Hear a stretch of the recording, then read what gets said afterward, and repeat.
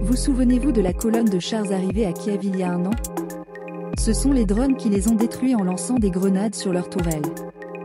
Ces constats sont ceux de Patrice Rosier, le fondateur de Reflet du Monde, société drone multi-applications basée en Gironde. Doté d'une veille technologique pointue, l'entrepreneur a scruté comment ces ordinateurs volants sont devenus stratégiques dans le conflit ukrainien. Outil de surveillance, renseignement, munitions téléopérées, le drone est devenu une arme de piraterie aussi accessible qu'efficace. La pomme du drone, qui s'appelle G et qui est chinoise, a organisé l'interdiction de la vente de drones en Ukraine. Les Ukrainiens ont envoyé des demandes dans toute l'Europe pour s'approvisionner, nous avons nous-mêmes reçu des demandes. Mais comme nous revendons la marque chinoise, il n'était pas possible d'y répondre. Nous avons compris qu'en Europe, nous sommes très dépendants des produits asiatiques au niveau du drone, développe Patrice Rosier pour la Tribune. Une colonne char russe lors de l'invasion de l'Ukraine en mars 2022. Face à la domination des acteurs chinois, américains ou encore israéliens, la filière drone française a déjà réagi. En mai 2021, une trentaine d'acteurs ont constitué l'Association française des drones industriels pour répondre à un enjeu de structuration industrielle. Euro. Il est maintenant temps de former des joueurs significatifs, prévient Bastien Mancini.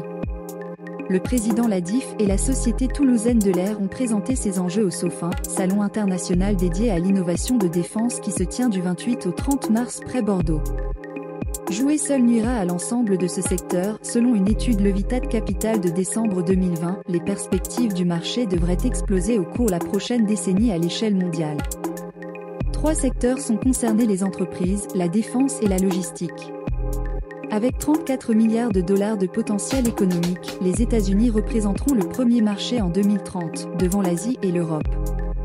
Le groupement français La Filière, qui avec une trentaine d'acteurs ne pèse que 100 millions d'euros chiffre d'affaires, envisage mutualiser les interfaces numériques développement, les moyens production et ainsi pourquoi pas créer un site industriel pilote pour la fabrication des composants essentiels. Un enjeu majeur pour toute une chaîne de valeur aux ambitions aéronautiques, mais qui reste bien moins structuré que ce secteur. Après la concurrence commerciale et technologique, l'heure est-elle à un partenariat vertueux? Nous devons d'abord travailler ensemble, pour grandir ensemble, déclare Arnaud Rimoc, directeur adjoint drone et nouveaux usages d'Aérospace Valais. Jouer seul va nuire à l'ensemble de ce secteur. En Nouvelle-Aquitaine, l'une région qui compte le plus d'acteurs du drone, une centaine d'entreprises composent les effectifs, pour la plupart des industriels et TPE. Avec le réveil engendré par la guerre en Ukraine et le besoin de décarbonation dans tous les secteurs, ce tissu compte sur une augmentation des financements publics et privés pour décoller. C'est encore le début de l'histoire. Au niveau national, 5 milliards d'euros seront débloqués rien que pour les drones entre 2024 et 2030 dans le cadre de la prochaine loi de programmation militaire. Certaines entreprises qui travaillaient déjà avec la Direction générale de l'armement connaissent une augmentation des demandes depuis l'invasion russe de l'Ukraine. L'Ukraine est un accélérateur, mais c'était déjà un train en marche, tempère Arnaud Rimoc d'Aérospace Valais. Un train qui accuse pourtant un retard développement en raison d'un manque de financement au cours de la dernière décennie. Concurrence de prix, nous n'avons jamais pu trouver de financement, sauf auprès de la région. 10 ans après, tout le monde cherche ce type de drone, rejoue, amer, Patrice Rosier qui cherchait 500 000 euros à l'époque. Il ajoute, le marché est là, l'enjeu est clairement financier. Plusieurs entreprises de drones ont profité du SOFIN 2023 pour démontrer les besoins du secteur.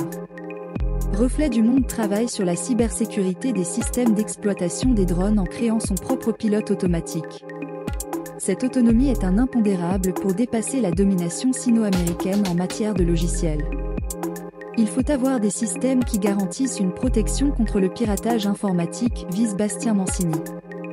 Plus largement, il faut se positionner sur le développement de briques technologiques autour du drone, car la technologie mondiale est déjà mature. Le président de l'Air indique que le marché la défense représente déjà 50% des activités de l'entreprise toulousaine, avec un chiffre d'affaires 7 millions d'euros en 2022. La demande ne fera qu'augmenter d'ici 2030 et les Français veulent pouvoir y répondre, même si l'avance technologique des autres pays est monstrueuse et les prix imbattables, comme le dit Patrice Rosier. Quand le coût des drones français dédiés à la défense peut atteindre 500 000 voire plusieurs dizaines millions d'euros l'unité, le géant chinois G se cantonne à en gamme quelques dizaines milliers d'euros tout au plus. Mais dans cette guerre commerciale, les impératifs sécuritaires et géopolitiques semblent désormais primer sur les seuls enjeux financiers. Un marché cruellement tardif. Drone. La marine nationale française se jette à l'eau trop prudemment.